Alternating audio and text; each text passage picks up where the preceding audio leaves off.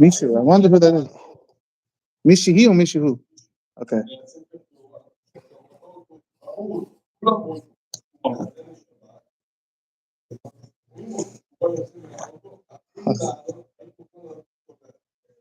Hachama itself has a teshuvah and Yahavedat. It's on YouTube. Hachama writes that the very fact, first of all, Harambam says yes, you can send him. Harambam says, why should you penalize someone who doesn't do mitzvot? Take away one more mitzvah from him. It's the only zechut the guy has. Rambam says.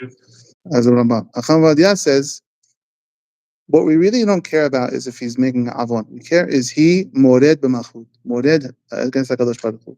If someone steps into a shul, into a Beit Knesset, and he puts a kippah on his head, a paper kippah, already that shows he's believing in Hashem. He's respecting the religion enough.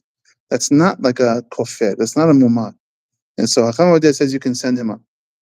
Even the Minyan Shiva says Hacham in Yahavedat, he writes this. Hacham Yitzhak Yosef, in Yakut Yosef, he's more mahmid. And he writes, really, you shouldn't count them for Shiva. And so that's why we send Mosifim. But to give him, it's okay. It's okay. Hacham says it's mutad. You have to think also,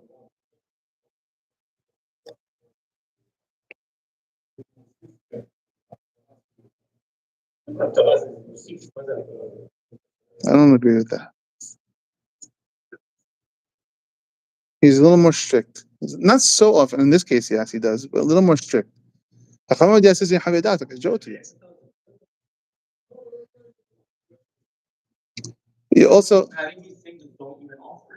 there's a few things here, Ezra. There's also like, you know, the very famous.